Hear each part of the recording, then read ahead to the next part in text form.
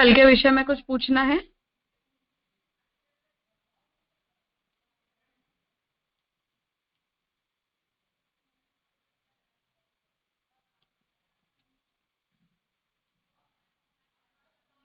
ठीक है, तो कल तक हमने ये विषय देखा कि परब्रह्म जो है वो निर्गुण और सगुण या साकार और निराकार दोनों होते हैं।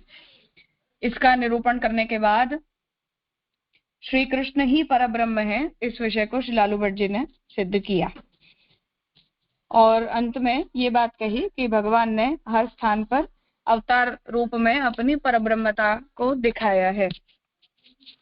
अब यहाँ श्री कृष्ण की ही सेवा करनी चाहिए उस रूप से।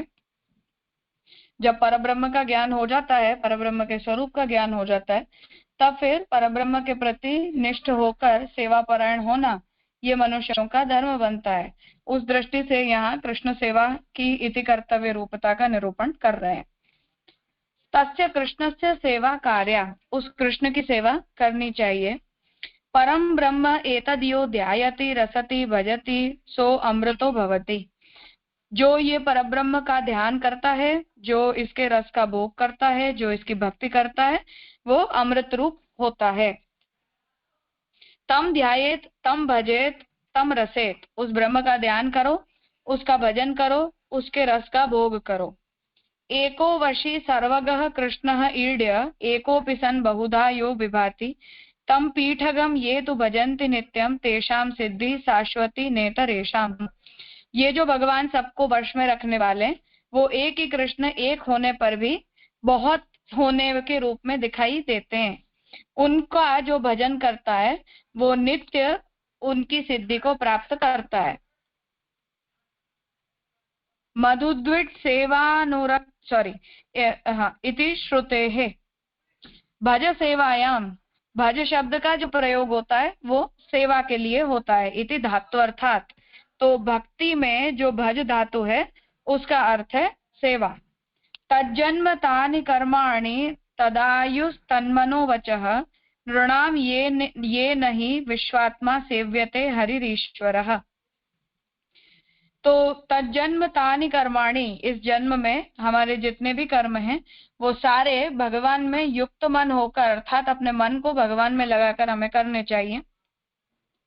जो इस प्रकार से विश्वात्मा भगवान का सेवन करता है वो भगवान को प्राप्त करता है। मधुद्विट सेवानुरक्त मनसाम अभावोपि फल्गुः मत सेवया प्रतीतंच सालोक्यादि चतुष्टयम् नेच्छन्ति सेवया पूर्णाः कुतोन्यत् काल विप्लुतम् इत्यादि वाक्येभ्यः सेवायां सर्वसाधनोत्कर्षः सिद्ध इति सेवैव कार्या। भगवान की जो सेवा करता है या भगवान की सेवा की जिसे प्रतीति होती है, वो सालों के सार्ष्टी आदि जो मुक्ति होती है उनकी भी इच्छा सेवा से बढ़कर नहीं रखते हैं। अर्थात सेवा से बढ़कर उन्हें इन मुक्तियों को प्राप्त करने की भी इच्छा नहीं होती है। तो फिर उन्हें इस काल के नष्ट होने का या काल के खत्म होने का तो क्या भय हो सकता है। ये जितने भी वाक्य हैं इन सब में जितने भी साधन हैं, उन सभी साधनों में भगवान की सेवा को सबसे उत्तम साधन के रूप में बताया गया है। इसलिए कृष्ण की सेवा ही करनी चाहिए, ऐसा यहाँ कर्तव्य के रूप में बता रहे हैं।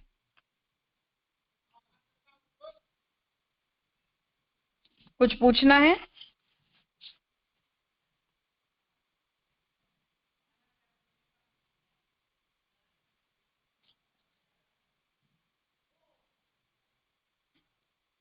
ठीक है, अच्छा।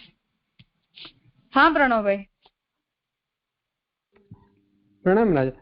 आज के नहीं, कल के संदर्भ में प्रश्न था। ये जो अंत में कल जो अभाव के बारे में बात आ रही थी और वहां पे प्रकृति के संबंध में जो माइकत्व उसका जो बताया, या हमें जो संसार हो रहा है वहां पे माइकत्व बताया, तो खाली ये समझना था कि वहां पर तो फिर उस मात्र उतने संदर्भ से देखेंगे संसार के संदर्भ से, तो फिर शांकर मत में के साथ ऐक्य ही हो रहा है ना उस संदर्भ में, तो हमारा भी। मुझे समझ में नहीं आया।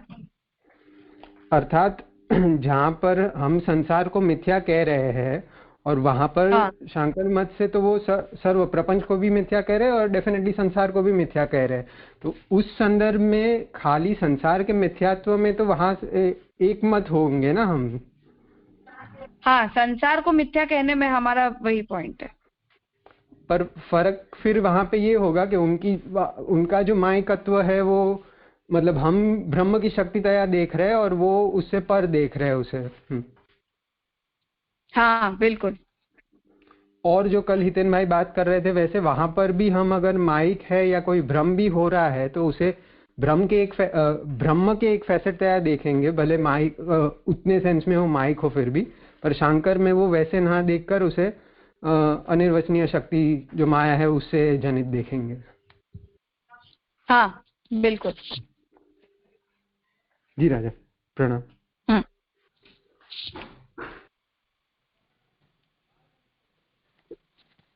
श्री कृष्ण सेवा कृष्ण मूर्तौ एव युक्ता। अब भगवान की सेवा करनी चाहिए, ये तो साधन बता दिया। अब कृष्ण की जो सेवा है वो भगवान के स्वरूप में ही करनी चाहिए, अर्थात कृष्ण की मूर्ति में ही करनी चाहिए, ऐसा आगे समझा रहे हैं। सेवा च कृष्ण मूर्तौ कार्या, सेवा कृष्ण की मूर्ति में ही करनी चाहिए। पूजनम प्रतिमायान्तु उत्तमम परिकीर्तितम इति काल निर्णय दीपिकास्थ विष्णु धर्मोत्तर वाक्यात। जो पूजन जो है वो जब प्रतिमा में किया जाए तभी वो उत्तम माना जाता है, ऐसा विष्णु धर्मोत्तर श्रुति का वाक्य है। न च यो मां सर्वेषु भूतेषु सन्तमात्मानमीश्वरं हित्वार्चां भजते मौढ्यात् भस्मन्येव जुहोति स इति कपिल वाक्यात् प्रतिमार्चनम न कर्तव्यम। अब एक जगह भगवान ये आज्ञा कर रहे हैं कि जो व्यक्ति मुझे हर वस्तु के अंदर देखता है, सभी भूतों के अंदर जो जीव मुझे जानता है, ऐसा पुरुष मुझे ईश्वर को छोड़ के जब प्रतिमा की पूजा करता है वो भस्म में हवन करता है, ऐसा वहां भगवान ही आज्ञा कर रहे हैं, क्योंकि ये कपिल जी के ही वाक्य हैं। तो इससे ये शंका होती है कि अब मूर्ति के अंदर भगवान की पूजा करनी चाहिए या ब्रह्म बुद्धि रखते हुए पूरे सभी वस्तुओं को भगवान जानना चाहिए। भगवतः सर्वत्र व्याप्तिम अज्ञात्वा, भगवान की सर्वत्र व्याप्ति को न जानते हुए प्रतिमेतर अवज्ञां कुर्वतः परिच्छिन्न दृष्ट्या मूर्तौ एव भगवान अस्ति इति बुद्ध्या परिचरतो भजनस्य निंदा विषयत्वात्। तो यहाँ समझा रहे हैं कि कपिल देव जी ने जो आज्ञा दी है उनका तात्पर्य ये है कि भगवान इस पूरे ब्रह्मांड में है, ऐसा जो व्यक्ति नहीं समझता है और कम बुद्धि वाला होकर, अज्ञानी होकर इस मूर्ति में ही भगवान होते हैं, ऐसी परिच्छिन्न दृष्टि रखता है और पूरे ब्रह्मांड को भगवत रूप नहीं जानता, उनकी वहां भगवान निंदा करना चाह रहे हैं।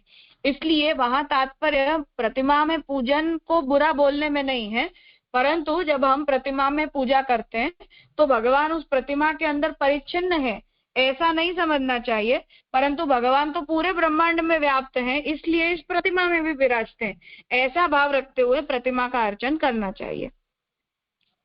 हित्वार्चां भजते मौढ्यात् इत्यत्र प्रतिमेतर विषयक भगवत अज्ञान जन्य अवमानस्य त्याग पदार्थत्वात् अहम उच्चावचैः द्रव्यैः क्रिययोत्पन्नया नघे नैव तुष्येर्चितोर्चायां ग्रामावमानिनः इति वाक्यांतरेण भूतावमान सहित पूजाया एव भगवद प्रीति साधकत्व कथनेन तद अनुसारेण अन्यत्रापि तथैव स्वीकारात्।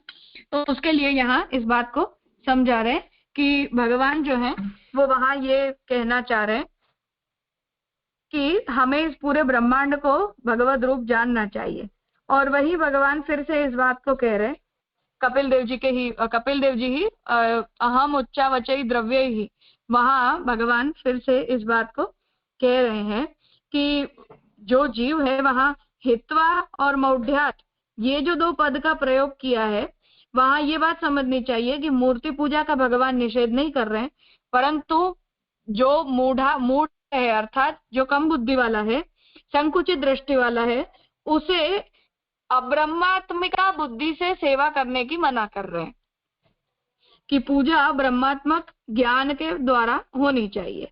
उसी तरह अहम उच्चा वचई द्रव्य ही क्रियोत्पन्न या नघे, वहां कपिल देव जी फिर से ये आज्ञा कर रहे हैं कि जो पुरुष भगवान को सर्वत्र न समझ के प्राणियों का अपमान करता है, वो भले ही बहुत सारी वस्तुओं के द्वारा भगवान की सेवा करे, परंतु उसकी ऐसी सेवा से भगवान प्रसन्न नहीं होते।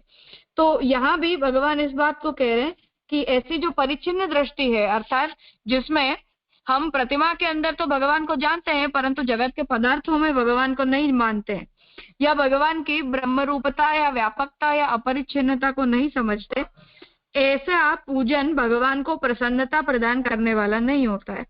इसलिए उसकी निंदा करने में वहां भगवान का तात्पर्य है।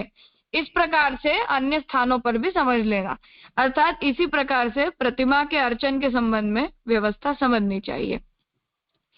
किंच मौढ़्यात् इति पदेन भगवत शास्त्रोक्त स्वतंत्र भक्ति मार्गो न निंद्यते अपितु मौढ़्य कल्पितः प्रमाण विमुखः इति सूचितम।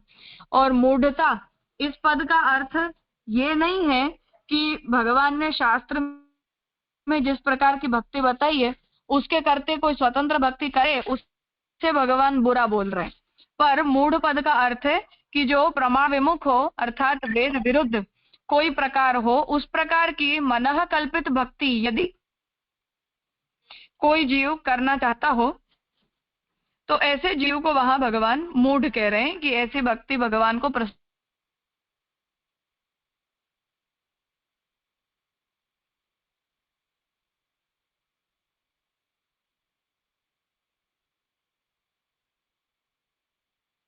न तो स्वतंत्रो भगवान मार्गो निषिद्ध, क्योंकि भक्ति जो है वो स्वतंत्र भक्ति होती है, तो उस वो स्वतंत्र भक्ति निषिद्ध नहीं होती।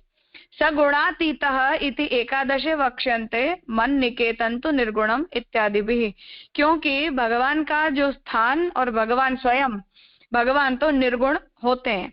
प्रकरणे न च वाक्यानि संबद्धानि तत् प्रकरणस्थमेव गुणदोषम वदन्ति इत्यादि, क्योंकि प्रकरण के अंतर्गत वो वाक्य है इसलिए वो वहां से संबद्ध है, और प्रकरणस्थ होने के कारण वहां उसके गुणदोष का विचार नहीं करना चाहिए। अर्थात कपिल देव जी जो पूरा उपदेश दे रहे हैं वो भक्ति योग का उपदेश दे रहे हैं, और उस भक्ति योग के उपदेश के अंतर्गत उन्होंने इस बात का निरूपण किया है। इसलिए वहां ये बात समझनी चाहिए कि कपिल देव जी जिसकी निंदा कर रहे हैं वो निंदा अप्रामाणिक जो भक्ति है या जो भक्ति मनः कल्पित है, जिसमें शास्त्र बुद्धि नहीं है, उस प्रकार की भक्ति की वहां निंदा की गई है। उसके अतिरिक्त जो स्वतंत्र भक्ति हम करते हैं या पुष्टि भक्ति करते हैं उसकी निंदा करने में भगवान का तात्पर्य नहीं है। इतने विषय में कुछ पूछना है?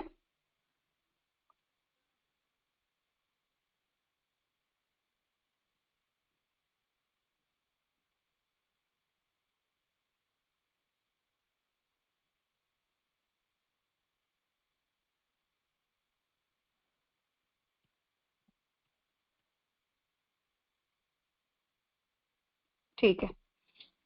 अतएव अर्चाद अवर्चयेद यो माम पृथक भावः स राजसः इति भगवता तादृक पूजायाः राजसत्वम अवाणी। तो भगवान जो है वो वहां फिर से इस बात को समझाते हैं कि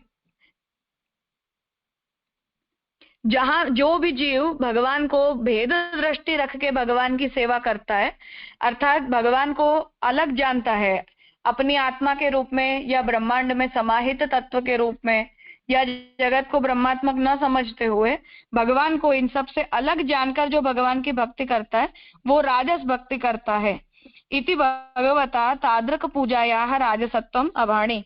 तो उस प्रकार की ब्रह्म बुद्धि बिना की जो भक्ति है उसे वहां भगवान ने राजस भक्ति कही है। तथा च सगुण भक्तौ पृथक भावादि दोषस्य विद्यमानतया निंदा वाक्यानां तत्र सविषयत्वेन वक्ष्यमाण रीत्या। और जो सगुण भक्ति होती है उसमें भी पृथक भाव आदि के दोष होते हैं, अर्थात सगुण भक्ति में हम भगवान को अपने आप से अलग समझते हैं, तो वो पृथक भाव ही वहां दोष रूप बनता है।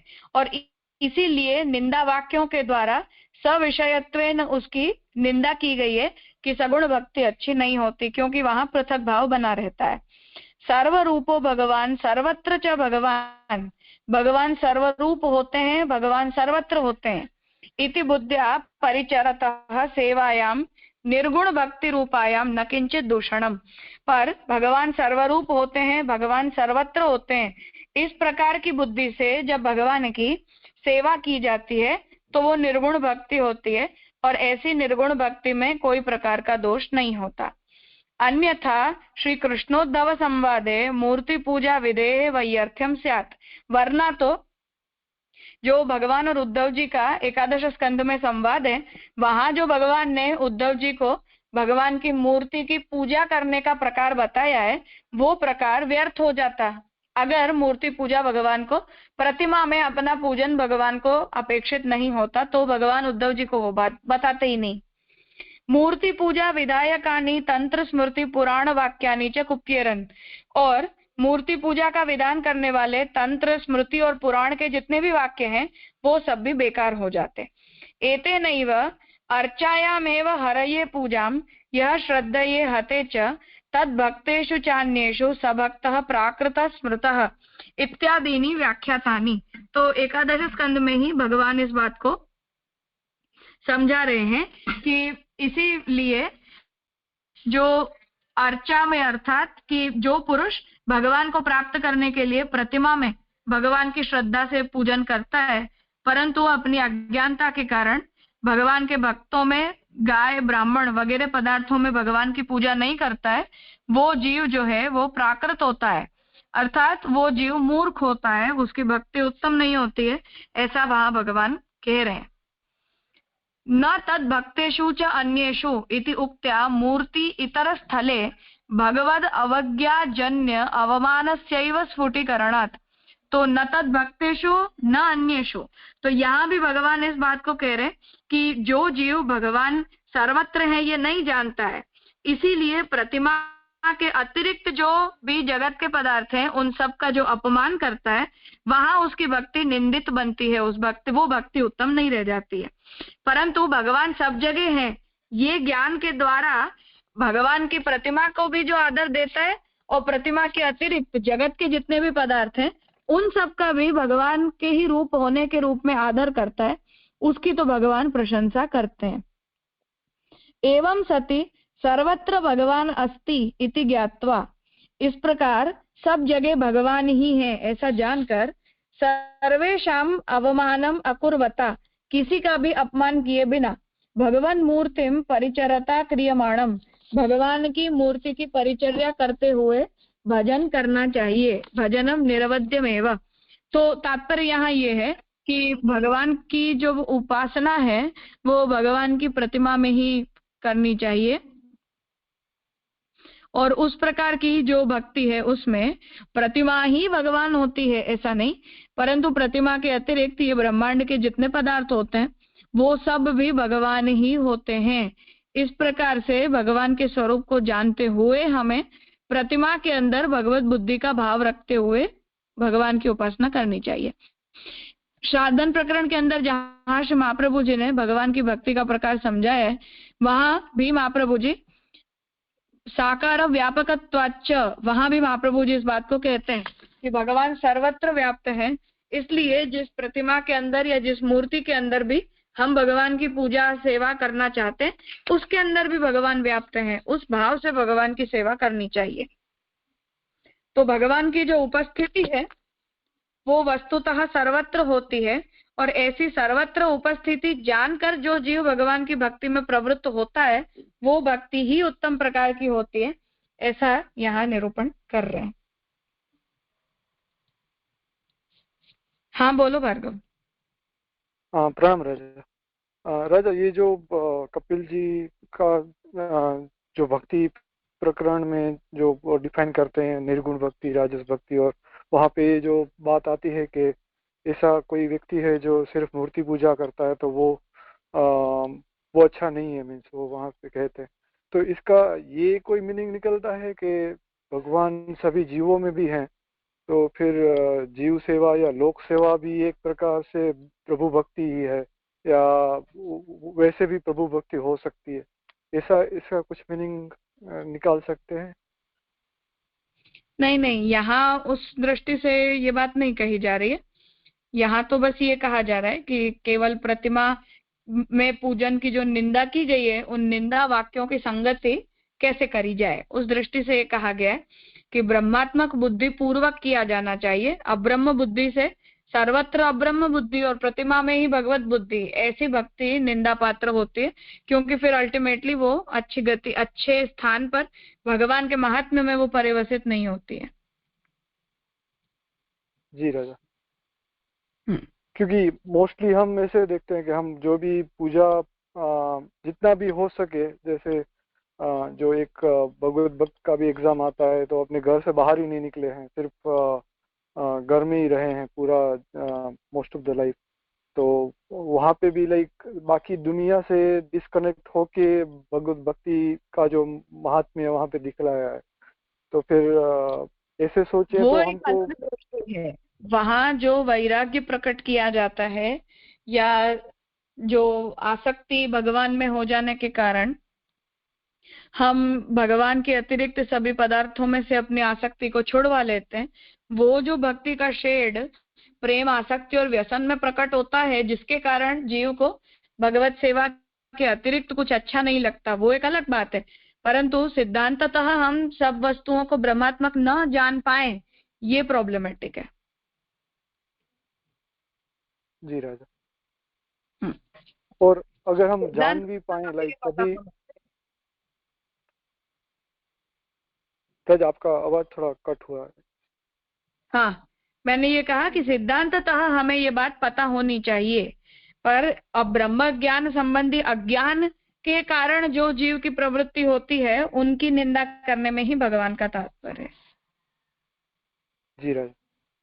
तो मीन्स जगत से हम उदासीन रहें और वैराग्य उसमें ले आए, और जितना बने उतना मूर्ति पूजा के लिए या फिर स्वरूप पूजा के लिए हम अपना समय निकालें, और जो भी हमारा एफर्ट है, लाइक अपना शारीरिक और जो भी संपत्ति है वो उसमें ही लगाएं।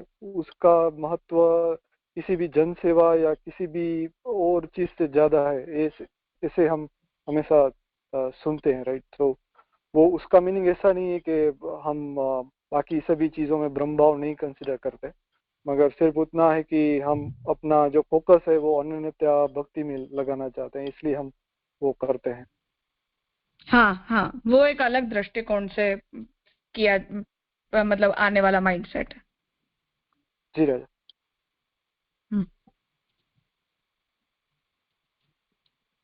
हाँ भानुबेन, રાજા જરાક રાજસ અને આ પ્રાકૃતનું થયું તો ખરું, પણ એવું સ્પષ્ટ ન થયું, ભેદ કહ્યા ને ભક્તિમાં, તો એ જરાક આવો ને રાજા। हाँ, प्रणाम।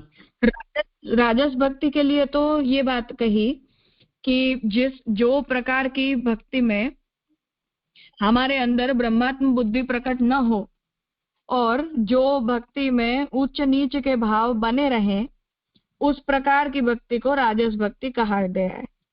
कि हम अर्चा विग्रह अर्थात जो प्रतिमा है उसे तो भगवान जाने, परंतु उसके अतिरिक्त सबको भगवान से अलग जाने, भगवान को उन सबसे भिन्न समझे, ये पृथक भाव वाली बुद्धि राजस बुद्धि कही जाती है।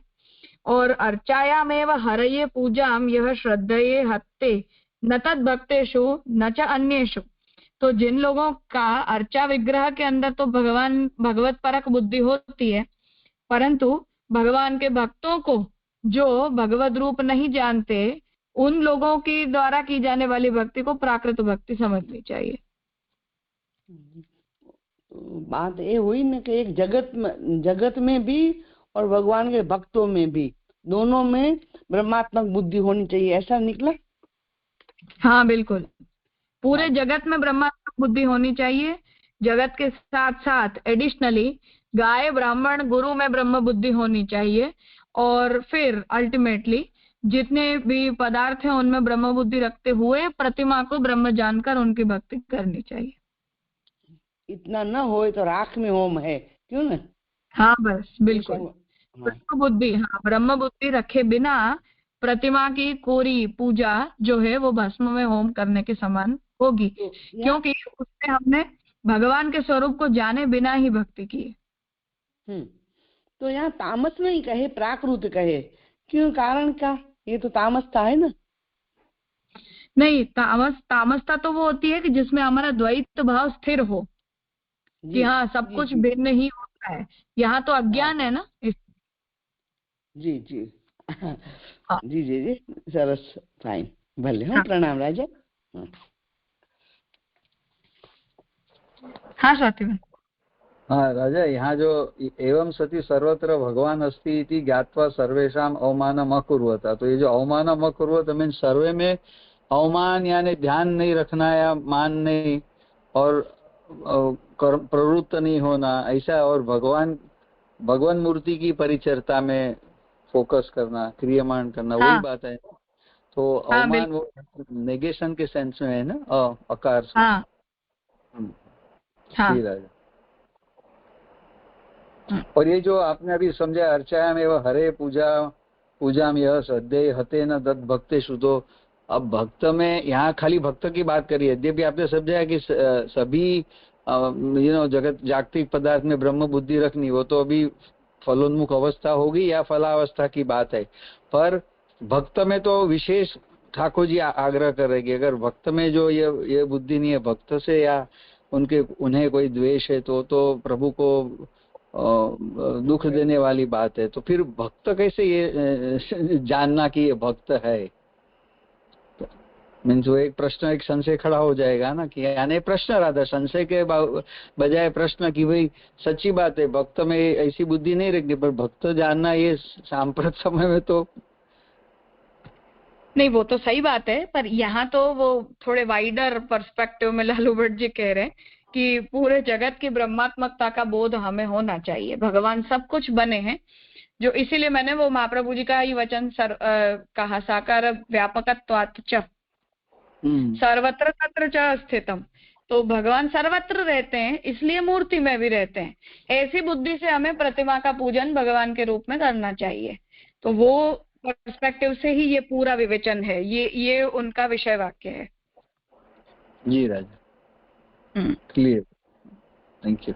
सौ बराबर कृष्ण छे, नहीं कृष्ण बराबर कोई, वो अन्वय व्यतिरेक है। अच्छा अच्छा, हाँ, वो अन्वय व्यतिरेक है। पर यहाँ जो विषय है वो इतना है कि वो ब्रह्म बुद्धि अपेक्षित है, क्योंकि वो कृष्ण के महात्म्य ज्ञान का पार्ट है। तो महात्म्य ज्ञान पूर्वक ही भक्ति होती है।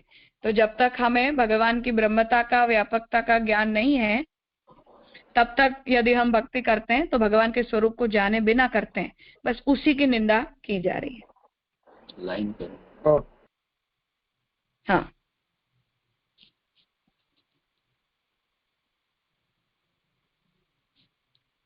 हाँ राजेश भाई। हाँ राजा, खाली इतना ही, जो सिद्धांत मुक्तावली में आता है ना, तस्तु ब्रह्मवादिन कृष्ण बुद्धि विधि, तो वही रेफरेंस से ये देखेंगे ना। हाँ बिल्कुल। हाँ तो अच्छा, हाँ। तो राजा इसमें एक ही था कि जो मतलब ये लालू भट्ट जी ने पूरी चर्चा की ब्रह्म मतलब राजस तामस, तो पहले पैराग्राफ में ऐसा आया कि वो निंदित है, जो कपिल जी के रेफरेंस से जो कहा ना, मतलब भस्म में करते हैं, और दूसरे में ऐसा है कि वो भक्ति राजस तामस है। तो मतलब वो निषिद्ध प्रकार में आएगी, या मतलब या हम जो बोलते हैं ना, एक निषिद्ध है और एक मतलब निंदित है? निषिद्ध नहीं है ये, पर इसका ये प्रोग्रेसिव नहीं साबित होगी। तो खाली पुष्टि भक्ति के रेफरेंस में ही नहीं होगी ना, मतलब हम ऐसे टोटलिटी में देखें, सब में, हर इन जनरल ऐसी भक्ति हो ही नहीं सकती जिसमें ब्रह्म बुद्धि ना हो आपने उपास्य के प्रति। अच्छा, तो ये मतलब हम जैसे रामानुज और वो मत में देखे, जैसे सुबोधनी जी, महाप्रभु जी बाकी के तीन को बोलते हैं कि ये राजस है, तामस है, सात्विक और अथमत मतलब निर्गुणम, तो वहां की भक्ति इसी तरह की होगी ना, उनमें तो ब्रह्मवाद तो है नहीं ना। नहीं, ऐसा नहीं होता है। ब्रह्मवाद का इंटरप्रिटेशन उनका अपना है, वो एक अलग प्रॉब्लम है। पर ब्रह्म के स्वरूप का किसी भी प्रकार से पर ज्ञान तो है ना, सर्वथा अज्ञान तो नहीं है। अच्छा, मतलब कृष्ण ब्रह्म है, मैं ब्रह्म हूँ कि नहीं वो बात अलग है। कृष्ण हाँ, वो एक अलग सर्वशक्तिमान है। प्रश्न। हाँ बस। हाँ हाँ हाँ राजा, हाँ धन्यवाद प्रणाम, अच्छा हाँ किया।